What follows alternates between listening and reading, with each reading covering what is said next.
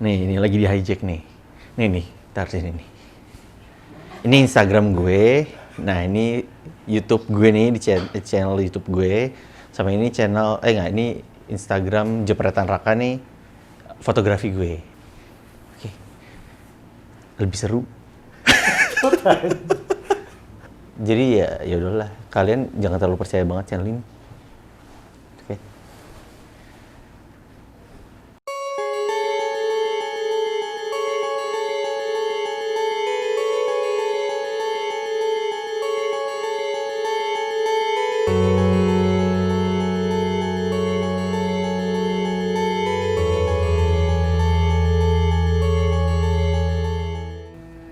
Halo kalian para pecinta misteri, kembali lagi bersama gua, admin Griff Paradox. Masih ditemenin terus sama Bang Mas Bob. Sejak kapan jadi Bang ya?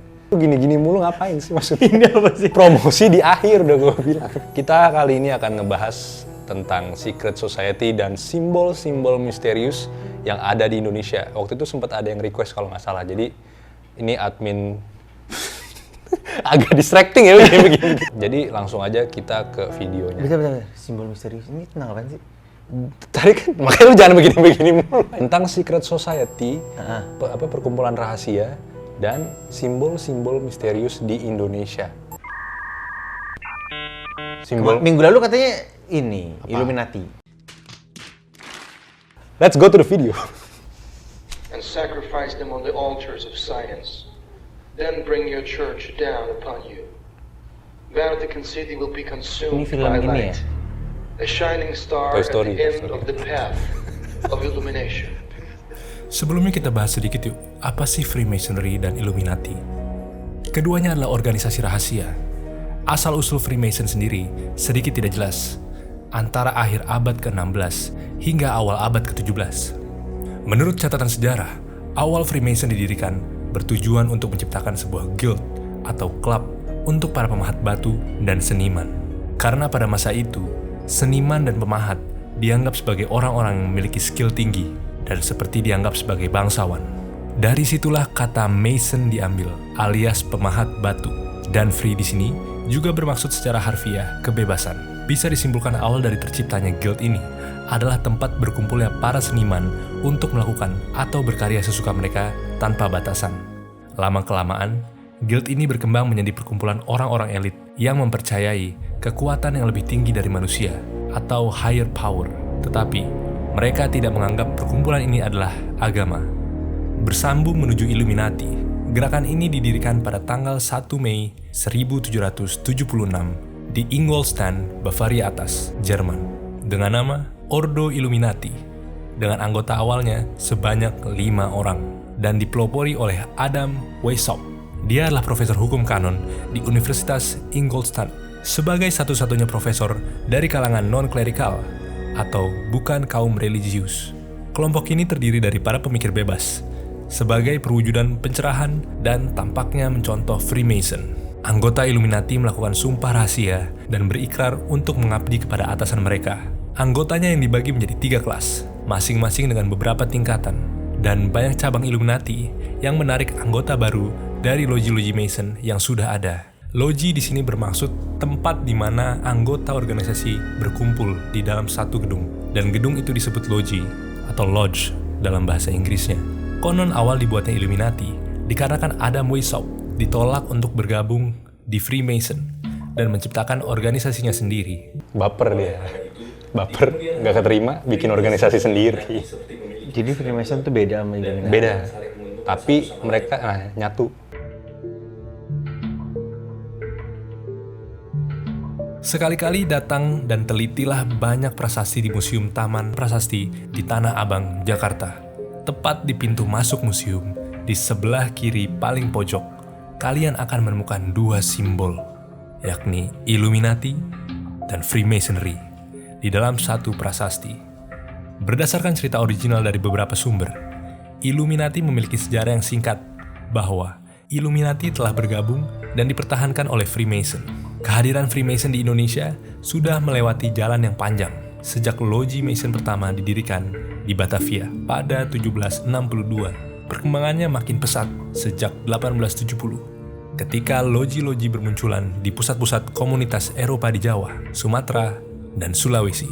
Namun, seabad kemudian, senjakala Freemason di Indonesia tiba bersamaan dengan pendudukan Jepang. Ketika Jepang mulai menancapkan kekuasaannya di Indonesia, semua loji Freemason ditutup. Indik Masonic Tychrift atau IMT yang rutin diterbitkan oleh kaum Mason juga dihentikan. Pasca proklamasi kemerdekaan dan Jepang hengkang dari Indonesia, kaum Mason mendapat sedikit angin segar. Pada 1 Juli 1946, redaksi IMT menerbitkan edisi pertama pasca perang.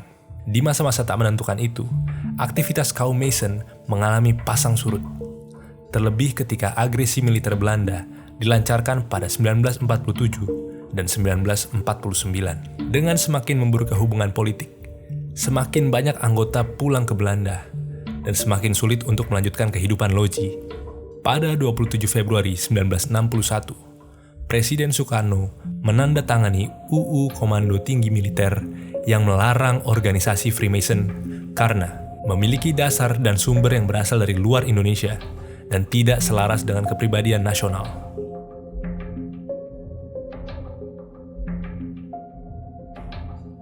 Masuk ke dalam museum, kalian juga akan menemukan makam Johann Hermann Rudolf Kohler. Dia adalah seorang perwira Yahudi sekaligus seorang jenderal yang memimpin KNIL atau Tentara Kerajaan Hindia Belanda dalam Perang Aceh pertama pada tahun 1873. Di makamnya terdapat simbol Ouroboros, sebuah simbol kuno yang menggambarkan ular atau naga yang memakan ekornya sendiri. Simbol ini melambangkan keabadian sekaligus menjadi salah satu simbol satanik. Ouroboros tertua terdapat di ruangan suci bercorak emas dalam kuburan Tutankhamun alias Raja Tut di Mesir pada abad ke-13 sebelum Masehi. Menurut pakar Mesir ternama, simbol itu merujuk pada misteri yang menyebut kehidupan akan selalu kembali pada titik awal. Pusat dari pemahaman ini adalah aliran sungai Nil dan siklus matahari. Ada satu buah makam yang sangat berbeda dengan makam lainnya. Tidak tertulis nama, tanggal kematian, atau informasi lainnya. Hanya bertuliskan HK nomor 28, simbol Bone and Skull yang ada di makam itu menandakan bahwa dia adalah seorang Grandmaster Freemasonry, yaitu adalah seorang yang paling penting dan paling berpengaruh dalam kelompok Freemason. Simbol Skull and Bone juga merupakan lambang dari sebuah perkumpulan rahasia yang didirikan di Universitas Yale oleh General William Huntington Russell bersama Alphonso Taft pada tahun 1832. Bagi kalian yang menyukai teori konspirasi, kita beralih ke Bundaran Hotel Indonesia. Di sana terdapat sebuah simbol yang berukuran sangat besar. Desain dari Bundaran HI sangat mirip dengan simbol mata Horus. Selain itu, di daerah kawasan Menteng, terdapat sebuah loji yang sangat terkenal, yaitu Loji Bintang Timur. Seperti yang sudah saya jelaskan, loji adalah tempat berkumpulnya para anggota Freemason, sekaligus juga tempat untuk melakukan ritual mereka. Loji ini kini difungsikan sebagai kantor Bapenas. Gilanya, posisi dari Loji Bintang Timur atau gedung yang sekarang difungsikan sebagai gedung Bapenas ternyata letaknya berada di tengah-tengah sebuah simbol raksasa yang sangat-sangat besar, yakni simbol Baphomet. Bisa kalian lihat. Baphomet. Selalu pencerahan baru ada di channel ini, jadi kalian nggak usah khawatir ya. Jadi gimana menurut Mas Bob? Lu sebenarnya tahu nggak sih Freemason pernah ada di Indonesia? Dalam sejarah. Gue taunya Free Papua sekarang. Jadi sempat ada secret society di Indonesia, Freemason. Freemason tuh bisa dibilang itu bapaknya Illuminati. Yang logonya G tadi. Yang logonya kayak Assassin's Creed. Oh, yang tadi. Gue kira itu ya, hard selling Griff Paradox. Gombo. Sempat masuk gara-gara Belanda waktu itu. Kenapa ada tuh? secret society. Mereka pengen aja gitu. Lu ekspansi. Pernah nggak sih waktu kecil kayak pengen bikin klub bikin namanya apa gitu, komplek RT 11 untuk komunitas. Sekarang mah komunitas. Tadi ini secret society. Nah, terus di sini ada simbol-simbol juga ternyata di Indonesia nih. Kalau lu pernah nontonin filmnya itu Da Vinci Code. Oh iya benar. Itu kan kayak di Amerika tuh simbol-simbol menuju sebuah harta karun. Di Indonesia juga ada nih novelnya. Seru juga. Jadi kayak dibuat kayak ada suatu misteri di balik simbol-simbol yang ada di Indonesia gitu. Namanya Jayakarta, nggak salah apa gitu. Halo, admin Griff Paradox di sini dari masa depan. Jadi di sini gue agak salah ngasih nama bukunya ya. Jadi nama bukunya itu judulnya The Jakarta Secret, ciptaan Rizky Ridiasmara. Oke, lanjutkan.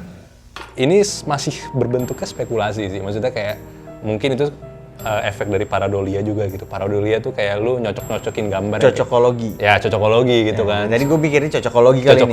Cocokologi, tapi ya maksudnya ini konspirasi teori lah. Oke. Udah tersebar luas gitu.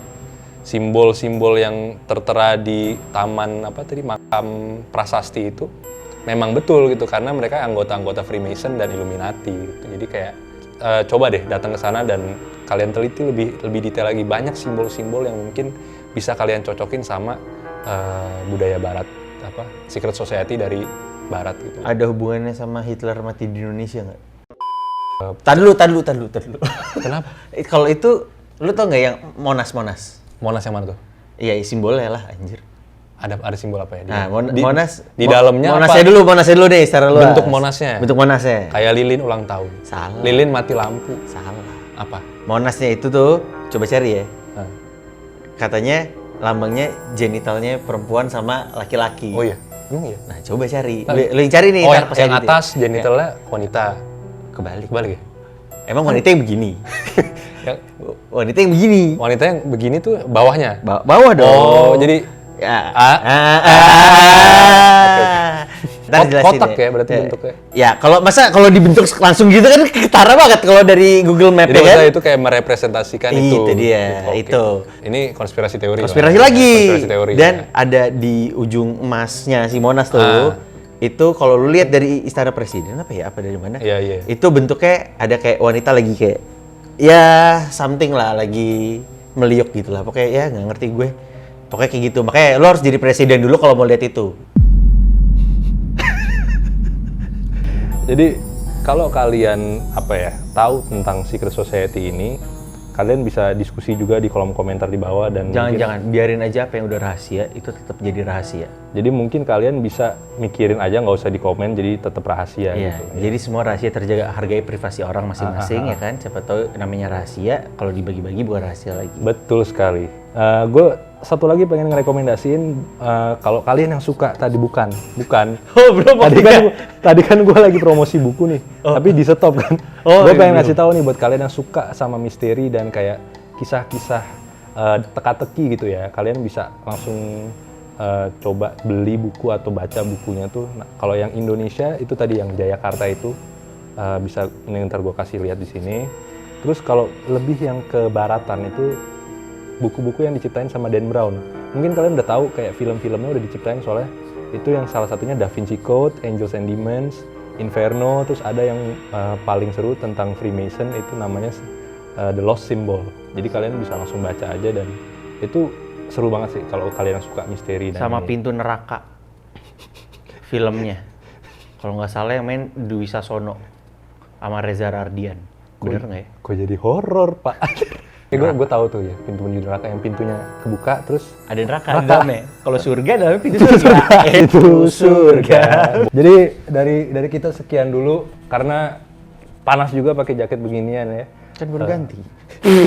Mas Bob di sini punya channel seperti biasa. Kalian harus pergi ke channel Mas Bob di sini karena Jalan-jalan isinya. kontennya bagus banget. Jalan-jalan ke terserah. Cakep. Jangan lupa subscribe channelnya Mas Bob dan jangan lupa subscribe juga channel ini dong gitu. Dan like, komen pendapat kalian, diskusi aja di bawah nggak apa.